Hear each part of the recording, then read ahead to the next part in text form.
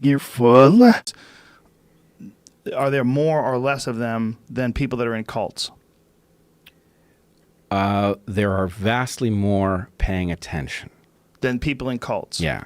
Well, I what mean, do you you'd call have to define it. Yeah, you'd have to define I cult. think that's way off because I think there's like 1 billion Catholics.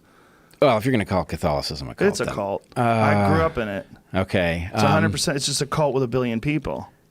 I mean, Well, whenever you got a guy who dresses like a wizard and he's sitting on a golden throne. And oh boy, he's we're talking here, about are we? people. Yeah, I mean but that is why this is a problem. Is that there's many people that live their lives by these ridiculous ideologies that are illogical. Okay, so I'm gonna challenge you on this. Protect them from predators and Facebook likes. I'm gonna challenge you on this. Please do. Catholicism is not a cult. What is the difference between a cult? I had a bit for my act. Let me just Sure. A cult is bullshit, and it's created by one person, and he knows it's bullshit. In a religion, that guy's dead. Okay. So let me. This is rough territory. But for you, okay. Let's say for me, this is every day. Let's say, yeah, all right. Let's say Moses comes down the mountain with the tablets. Oh, that dude. Okay, I don't know if Moses did come down the mountain with the tablets. I don't think he did. Let's say he did. But okay. Did he know he was bullshitting people? Well, do you know what religious scholars actually believe in Jerusalem? Actually, believe that was all about now the whole burning bush. Tell me. They believe it was the acacia bush, which is rich in DMT, and they think the metaphor of the burning bush was actually a psychedelic experience, and that Moses, during this psychedelic DMT experience, came back from the other dimension that you go into when you go into the DMT trance, with all this really these standard messages that I myself have gotten from these psychedelic experiences, that you have to treat each other as if we're all one, and that our separations are all illusions, that you are literally living a life that if I was born in your body and I had your genetics, I would be you and you would be me because we are all the same. And our differences are really what the illusion is. We are these temporary beings, and that negative thinking and negative feelings and all these things manifest themselves in negative actions and negative thoughts, and you can change that, and you can change the frequency in which you exist in this world. Okay. Like this is essentially what the 3,000-year-old version of Moses, or more than that, Moses' tablets were, that they were, God was the burning bush. Perfect. Right. So let me ask you a question. You've done some hallucinogens. Oh, yeah. And you've had some insight. Yeah. And that insight had something to do with treating people well. Yes, it definitely did. Okay. Was it true?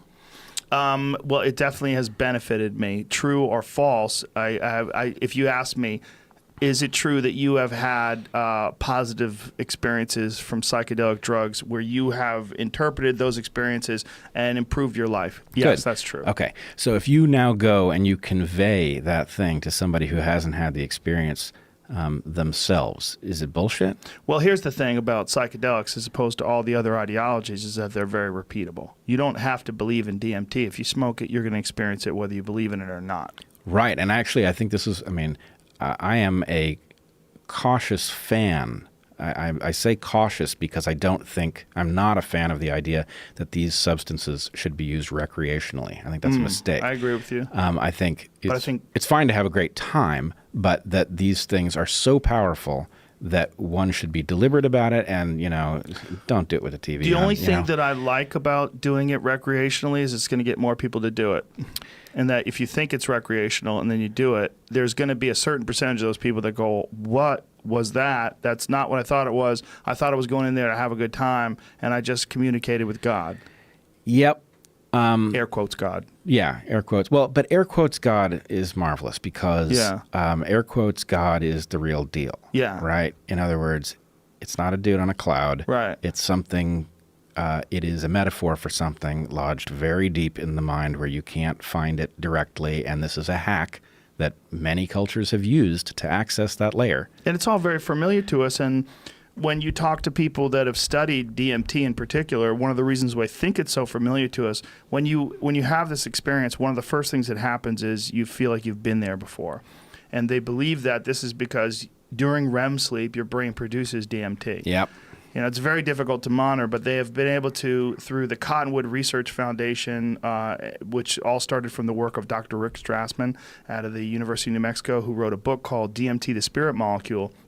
which was one of the very first times where the DEA allowed them to do clinical studies on people with intravenous dimethyltryptamine, which is like fucking serious shit. Mm-hmm. So instead of like this 10 to 15 minute trip, you're gone for a long time, half hour plus, and deep, deep experiences that a lot of these people mirrored. They had like super similar experiences, but through the Cottonwood Research Foundation, they found that live rats are producing DMT in their pineal gland. This has been proven now, which was really just speculation. There was anecdotal evidence, but now they know that rats produce this. Well, so they don't know exactly when people do it because they would have to do the same thing they do to rats. They'd have to open your brain up. Until they develop some sort of sophisticated detection methods, it's just speculation as to when the brain's producing this incredibly potent psychedelic drug. But it's there. Right. We know it's producing it. We know it's produced in the liver. It's produced in the lungs.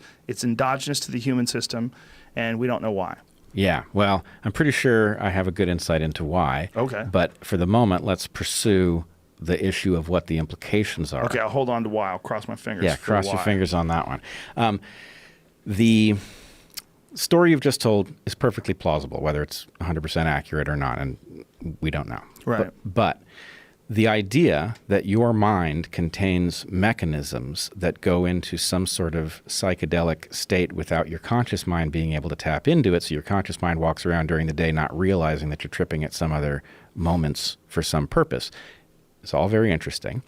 You're not tripping in your sleeping mind for no reason at all. You're doing it for productive reasons. Logically speaking, it has to be the case that if you're burning energy and going through the costly exercise of thinking, even in this psychedelic way, that it's happening for a reason, right? And that means that we have carried this with us from an ancestral state into the modern state, and we now have molecules that we can trigger it when we want to. That gives you access to a style of thinking that you're telling me has altered your understanding of your relationship to other people, and that it metaphorically lines up with what you often hear delivered in religious terms, right? Abstractly, yes. Right. Yeah. And so when you say Catholicism is a cult, I don't agree, because Catholicism historically must have been delivering messages that caused people to correct their thinking in ways that made them collaborate more effectively, that made them better able to find the opportunities in their environment. I'm not advocating that we should sign up for belief systems that are at odds with our modern environment. But one thing we can say, I believe for sure, is that religions that have stood the test of time did so because their value to the people who believed in them was so great that those that disbelieved were outcompeted. Now, so we get into trouble in the modern circumstance because we can look at many of the teachings of any of these ancient religions and we can compare them to what we learn scientifically and detect that there's something not right. Can I stop you there? Sure. Scientology, is that a cult? Too early to tell. Okay, but let's stop. Well, because we know the guy who created it. Well, we do, but we all, so let me drag you back. Okay. So, by the way, I'm very uncomfortable with Scientology and what it does. But the problem is, as Scientology itself points out, if you looked at the inception of something like the Catholic Church, you might be equally troubled. Sure, which is why I think they're both cults. Well, but let's be careful about that. Okay. So what do you think a cult is? What do you think a cult is? Well, I think a cult is the predatory version. It is tapping into people's natural tendency to believe in what I call metaphorical truths, and it is using it very often to extract resources from them. Like the Catholic Church? Well, no, not like the Catholic Church. The Catholic Church is so long-standing, and the population that has...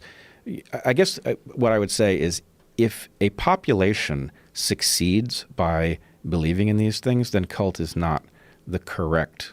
I think you and I have different terms. We're using different definitions of the word cult then. But let me okay, take, there's a very interesting comparison. So Joseph Smith, who started the Mormon Church, had a competitor. At 14. Right. He had a competitor at the time. There's a book called The Kingdom of Matthias, right, about his competitor at the time. And to me, the two looked equally plausible, the story that they were selling. Now, Matthias never had more than 30 followers, and his religion died out, and Joseph Smith won, and the Mormon Church is obviously a real thing. But these sets of beliefs are advanced by somebody, whether those somebodies are cynical when they do it or whether they are earnest. I think many of these, the ones that we have that have lasted for long periods of time, have been advanced by somebody who was in one way or another, conscious or not, DMT or not, tapped into something that when delivered to other people actually constituted a kind of insight. Now, as opposed to being a con man. Right. Okay. And so the origins of the Catholic Church most likely came from some desire for order and a scaffolding of how to behave and to give people rules and structure for how to get through this life with the most amount of positivity and love. And by disciplining them and having these grave punishments being held over their head, burning in the fires, the pits of hell, if they decide to have sex with another man, or wear two different types of cloth, or whatever the other silly things that were in the Old Testament. By doing this, what they've essentially tried to do is offer people structure.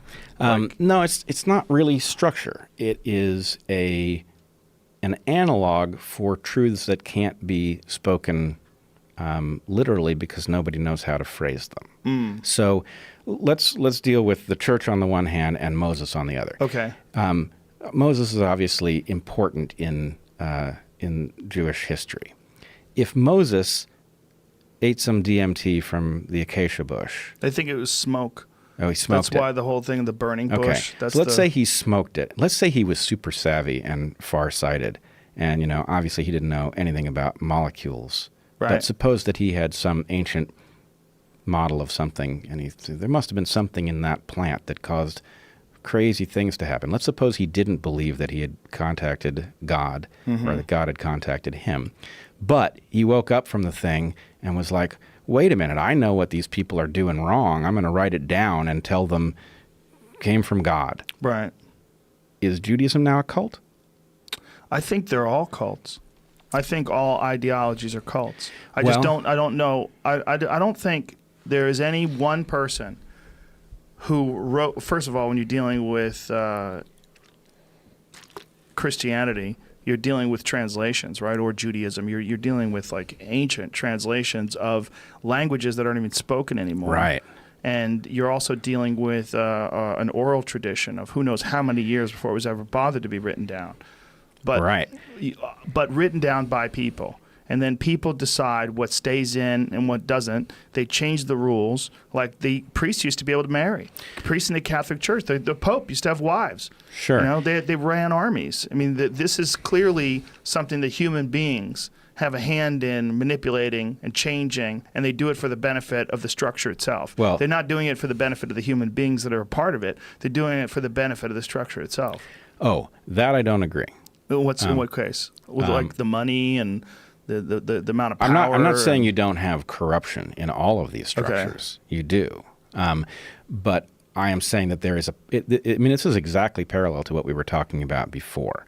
There is the predatory version, which I would call a cult. Right. And there is the earnest version, which I would not call a cult. Now, I'm very uncomfortable with any of these things governing policy in the present because none of them have a literal relationship with reality that allows them to deal with the fact that we've got all these new problems for which there's no religious wisdom. Maybe there's a problem in the word cult.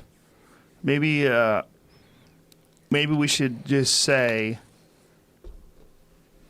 a structure created by human beings, which is basically all structures, all models of behavior where you have to adhere to certain things. But the problem with religion, and even with a lot of cults, is these supposed grave consequences for deviating, right? Well, so all right, let's pick up Catholicism because it's easy because so much of the structure is visible to us. Yeah. Okay. I would argue that Catholicism, this is going to be true of all of Christianity, it's going to be true of Judaism, but Catholicism is it is easy to see how it would facilitate collaboration, that effectively it would recreate in some sense the insight that you're talking about from DMT, and that it would instantiate it in the population in a useful way that would facilitate collaboration and disrupt processes that cause infighting. Yeah, so, like what I was thinking before, it might be a structure. It's the scaffolding for human behavior and ethics. Right. But imagine, I mean, we can see it in Catholicism. Sure. We know where it is. So every week you have to go and confess the shit you're doing wrong to the dude in the box. Okay? That's how they used to spy on you. I mean, that's what that was for. Well, but why are they spying on you? I mean, no. Because they want to make sure that they don't get overthrown. Well, I don't. I think you're too cynical. Really? Yeah, because. What do you think they're doing? Well, so first of all, I'm a biologist. Okay. How are these priests who don't marry passing on their genes? They're not. Oh, they are. Oh, what are they doing? They're sneaky? No, they're facilitating the stability of the lineage that they are in charge of. So the point is they don't pass on their genes directly. They're passing on their genes indirectly through the population. Their interests are synonymized with the population that they are preaching to. And so you tell the dude in the box what you've been doing wrong. Imagine it's adultery, right? Okay. Oh, God. If I die before next week and I haven't confessed my adultery, you go to hell. I'm going to go to hell. That's bad. Hell is a very unpleasant place, I'm told. Tell that guy who doesn't get to have sex. I'm going to tell him. So now the person I've been committing adultery with is thinking, oh, shit, well, I was going to keep this a secret. But now the priest is going to know that I've been committing adultery because he's going to hear from the other person, and so I better confess too. So now the priest has a sense of like, oh, there's an adultery problem in the congregation, and the priest is flipping through the book and thinking, oh, this week what should we talk about? And so the priest then gets up at the pulpit and turn your book to Psalm whatever, and starts going on about adultery. And the people in the congregation who are engaged in adultery are thinking, oh, shit, this is God talking to me directly. God knows what I've been up to, and he's not happy, and that's why we're reading this psalm. I better cut it the fuck out, right? So my point is, the dude in the box, he's taken a vow of poverty. He's living in the church. He does well when the town does well. He's not having babies of his own, so he can't really get ahead by himself. He gets ahead, genetically speaking, when the town does well. And he's in a position to spot what's going wrong in the town, and he doesn't have a dog in that fight because he's not involved in business. He's not involved in mating and dating. That's all relatively recent when it comes to the Catholic Church in the last couple hundred years. Yes, and I would argue if you look back at any of these traditions, any of the ones that worked will successfully have addressed the question of how you prevent corruption from emerging. Well, apparently it was sexual corruption. These guys were rock stars. Like the priests were essentially the guys who had the direct line to God, and just like professors have been known to do, not you, but some have sex with their students, and because the students like look at them like, oh my God, I can't believe the professor's sitting down here with my work. And I mean, it's like, that's a very minor connection in comparison to the connection to God. Anybody who's going to have power is in danger of abusing it. Sure. I would say it's interesting that in the Catholic Church and in other traditions where marriage and making money are impossible, that these appear to be evolved, what's the word? It's like error correction or protection from a virus. So an outbreak of corruption in the church is a bad thing from the point of view of the well-being of the congregation. And something that says, well, if you're a priest and you're spending money in town, people are going to look at you funny because you're not supposed to have money. And if you're, hanging around with cute girls, people are going to look at you funny because you're not supposed to be having sex.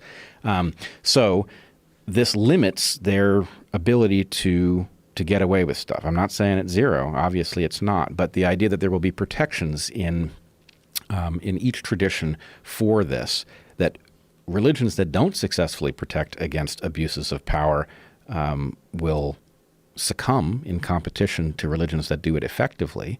And so you're absolutely correct that all of the changes in religious texts that people believe in, that's all human beings making decisions about what to keep and what to throw out. I'm not arguing anything else. But what I am arguing is those that have been insightful about what to keep from the point of view of the particular problems faced by the population that they are in will have a competitive advantage because they will function more cohesively than a population of atheists who doesn't have somebody looking out to prevent outbreaks of competition inside the lineage or outbreaks of infighting. So if you were looking at it in an objective way, like say if you were an alien from another planet that didn't understand the language and you just observing the structure, you would see this error correction in the structure. It would say, oh, they realized there was an issue here with power, and so they error corrected by making these priests be celibate, and then they figured out a way to keep them from having money, and that'll keep them from being invested in,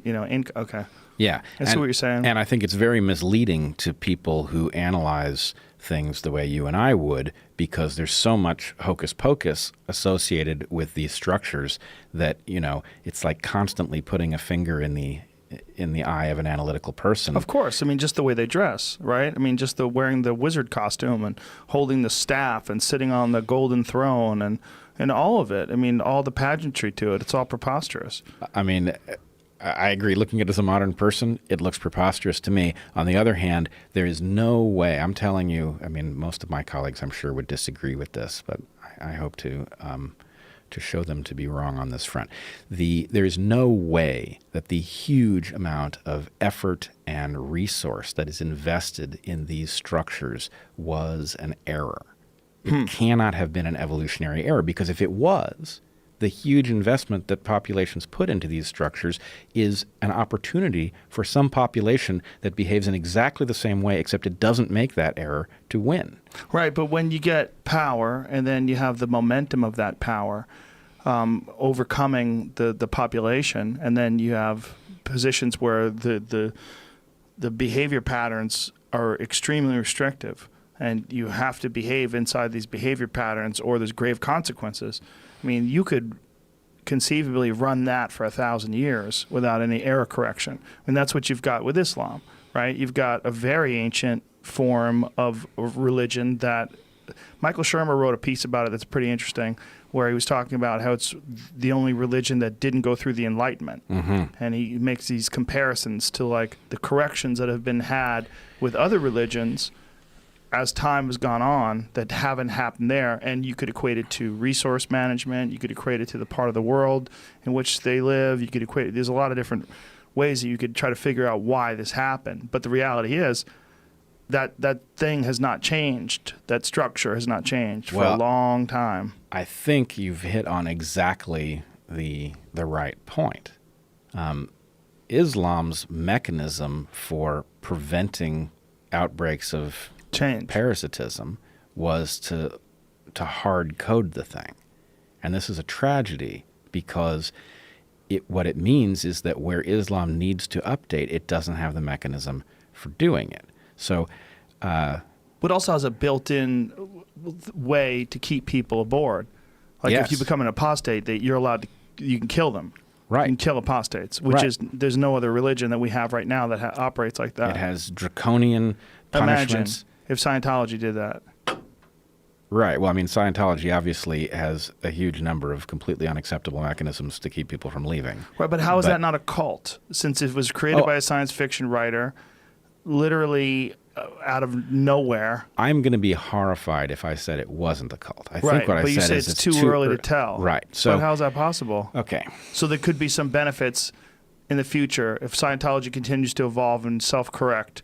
It could get to the point where it's a behavior pattern that could be complementary and perhaps even beneficial to people. I do not believe that this is where it is headed. But if 1,000 years from now it had flourished and the population that believed these things was successfully growing, you'd have to say, well, there's something in that set of beliefs that's working for these folks. Right. So anyway, I'm not arguing that it isn't a cult. It has lots of hallmarks that make me think I'm troubled by it. Well, including much like Mormonism, you know the guy who made it. But this, and unlike Mormonism, which was in 1820, we have video. We see L. Ron Hubbard's bad teeth and his fucking captain's outfit on with the medals that he gave himself. You're like, hey, what is this? Right. Oh. Right? Oh, you get a planet when you die or something like that? It sounds like a cult to me. On the other hand, you know, I mean, we've got... That's the Mormons get a planet when you die. Sorry. I get confused. Scientologists don't get a planet? No, the Mormons do. And it was in one of the Osmond Brothers albums.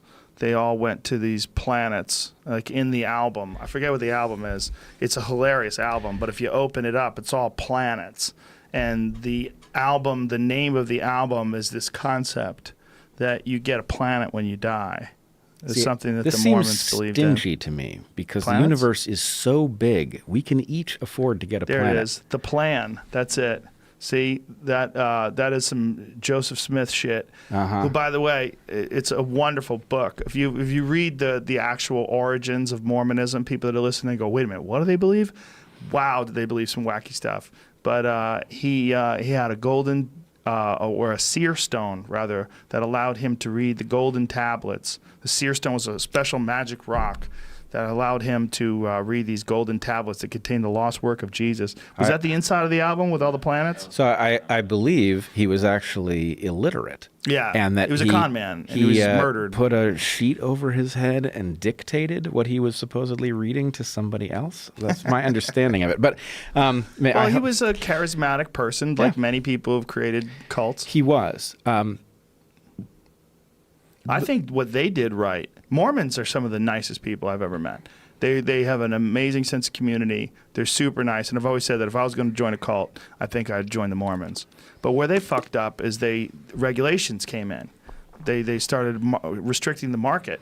The regulators came in and stopped these people from having 9 wives. And then they're not going to be so nice anymore.